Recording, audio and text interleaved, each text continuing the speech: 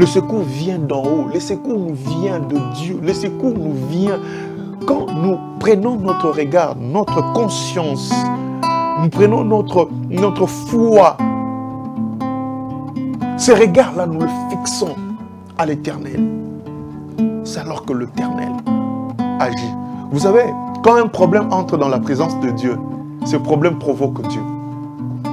Chaque problème qui entre dans la présence de Dieu provoque la puissance de Dieu, provoque la réaction de Dieu, provoque la colère même de Dieu, provoque cette partie où on dit Dieu est redoutable, provoque la faisabilité de la puissance de Dieu. Louez l'Éternel. L'Éternel est bon.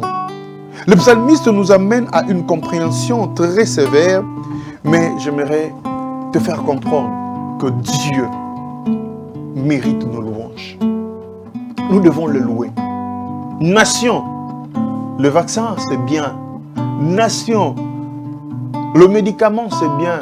Nation, le confinement c'est bien. Nation, de recherche c'est très bien. Nation, l'aide sociale c'est très bien. Nation, il y a une chose que nous avons oubliée, c'est d'élever Jésus.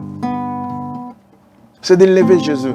Regardez dans toutes ces nations où l'Éternel est élevé. Regardez le résultat que ces nations ont. Structure élevée, Jésus. Quand Jésus retrouve sa place, il remplace. Quand Jésus retrouve sa place, il remplace. Je dis bien, quand Jésus retrouve sa place, il remplace. Qu'est-ce que tu veux que le Seigneur puisse remplacer dans ta vie? Maintenant, est-ce qu'il y a des hommes qui peuvent se lever et dire que j'entre dans la présence de Dieu?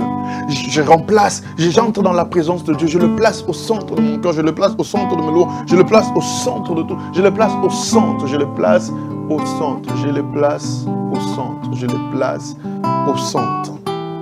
Voyez-vous? Voyez-vous? Et le deux versets ici nous montrent leur adresse à la louange de l'Éternel. Je reprends Psaume chapitre 117, le verset 1er et le verset 2. L'Éternel est bon. Louez l'Éternel, vous toutes les nations. Célébrez-le, vous tous les peuples, car sa bonté pour nous est grande. La bonté de Dieu est grande. La bonté de Dieu ne peut pas être mesurée. La bonté de Dieu est dans sa profondeur, et dans sa hauteur, et dans sa largeur, et dans sa longueur. Est tellement vaste. On ne peut pas mesurer, diminuer, comparer. On ne peut pas limiter la bonté de Dieu. Et aussi, on va lire un verset rapidement. J'aimerais vous dire pourquoi les psalmistes demandent. Ils demandent quelque chose de très important ici. Et ça me fait de la joie de comprendre avec nous aujourd'hui que le Seigneur est bon. Écoutez ce que la Bible me dit. Le psaume, on va lire le psaume. Prenez psaume chapitre 60.